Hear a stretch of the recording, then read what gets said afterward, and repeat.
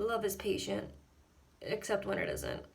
Except when waiting for the day where you can stand hand in hand with the person you love without fear is killing you a little more each and every day. You have to keep waiting. And all you can do is pray that time speeds up enough to let you live freely and happily the way others who walk the same earth as you do. Except when patience is all you've been told to be. One day, one day, one day. They said over and over again. And even though you're starting to stop believing in one day, it's the only thing that's keeping you alive. The sheer blind hope that one day everything will change.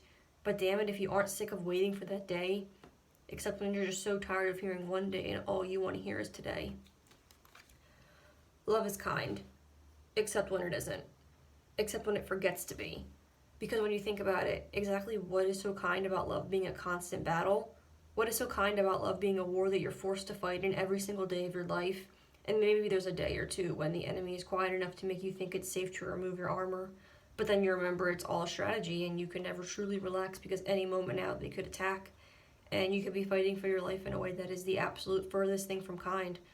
And what is so kind about being killed for love? For loving someone or for loving yourself? It does not envy, except when it does. Except when it sees two people kiss in a public setting and they know they don't have to worry about a horrible reaction from the people around them. And in that case, how could it not envy? Envy is all it knows, it's all it feels sometimes. It's a bitter taste that settles in the pits of stomachs like acid, and it just sits there until the pain is so unbearable it's all you can think about, and your face is greener than the grass on the other side, the grass where they get to stand and live and love peacefully, while your grass is slowly turning brown from all the flames thrown at you. It does not boast, except when it does. There is no kindness in arrogance, but what about when you're arrogant because of kindness? When you are so enthralled by the good things that have finally happened to you, to us as a community, when you're filled with so much joy that you cannot help but to shout it from the rooftops, how can you not bring yourself to boast when just a few years ago we were being denied our most basic human rights, and even though we still have a long way to go from now, at least we aren't where we used to be. And if that's not a reason to boast, then I do not know what is. It is not proud, except when it is. And when it is, oh God, is it proud. It raises its flag as high as they can go, cheering and screaming and crying with glee at the accomplishments made, knowing that all the battles that have been fought and all the stones that have been stepped upon have been worth it. It is proud of knowing that the day has come where holy matrimony is no longer out of the question, proud of the laws that have passed in its honor, proud of the progress through the years, proud of the good things to come because now it believes that good things are truly coming. Is that not something to be proud of? It does not dishonor others, except when it does.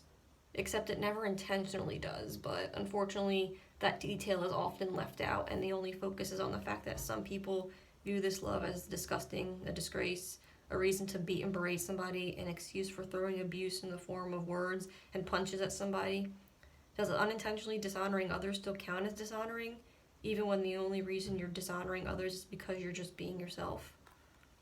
It is not self-seeking, except when it is, except when it has to be. When others are not looking out for us, so we have to look out for ourselves. When being self-seeking is our only option because others will not acknowledge the suffering we go through. Being self-seeking keeps us safe, keeps us alive. We have to protect ourselves because no one else will. And if that is wrong, then let us be wrong, especially if no one else is going to take the chance to be right. It is not easily angered, except when it is. Except when we find ourselves tired of the same old shit day in and day out, when our fear is replaced with anger. And how can you say our anger is not justified?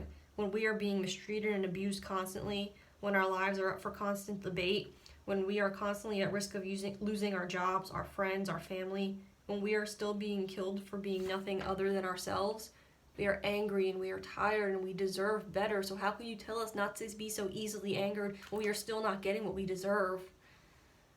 It keeps no records of wrongs, except when it does, except when we hear the words, "You have marriage equality, what more could you want?" And we are able to produce a list of the things that we deserve. What more could we want?